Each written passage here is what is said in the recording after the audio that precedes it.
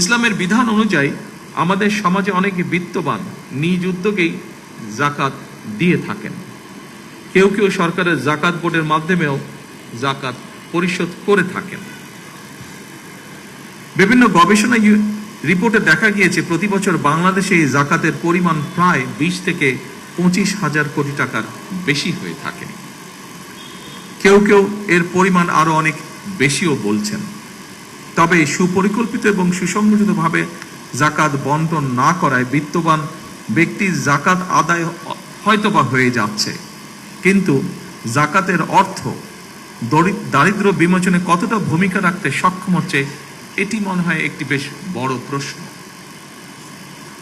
যতটুকু আমি জানি, অবশ্যই এখানে বিশিষ্ট আলেম ব্যক্তিবর্গ বসে আছেন, ওনাদের তুলনায় এই ব্যাপারে আমার জ্ঞান খুবই সীমিত। যতটুকু আমি জানি, জাকাত দাতাদেরকে ইসলামী বিধানে এমনভাবেই জাকাত বন্টন উৎসাহিত করে যাতে একজন জাকাত গ্রহীতা প্রথম বছর জাকাত গ্রহণ করার পরের বছর আর জাকাত গ্রহণ করা যেন না প্রয়োজন হয়। বিশেষজ্ঞগণ বলছেন, পরিকল্পিতভাবে জাকাত বন্টন করা গেলে দারিদ্র বিমোচনে জাকাত একটি যুগান্তকারী ভূমিকা পালন করতে পারে বাংলাদেশের দারিদ্র বিমোচনে। এমন বাস্তবতায় সরকার জাকাত ব্যবস্থাপনাকে আরো কার্যকর এবং লক্ষ্যভিত্তিক করার চিন্তা ভাবনা করছে।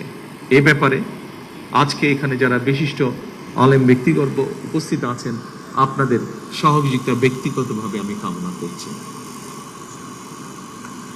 সম্মানিত সকল উপস্থিতিগণ, ধনী দরিদ্র সব মিলিয়ে দেশে বর্তমানে পরিবারের সংখ্যা প্রায় 4 কোটির মতো।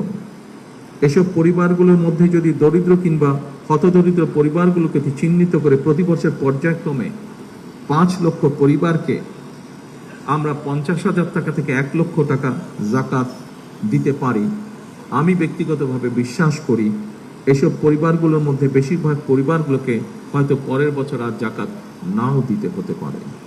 লক্ষ্য ভিত্তিক এবং সুনির্দিষ্ট পরিকল্পনার মাধ্যমে যদি জাকাত দেওয়া সম্ভব হয়, তাহলে 10 থেকে 15 বছরের মধ্যে শুধুমাত্র জাকাত ব্যবস্থাপনার মাধ্যমেই দেশের বহুলাংশে দারিদ্র বিমোচনে সম্ভব,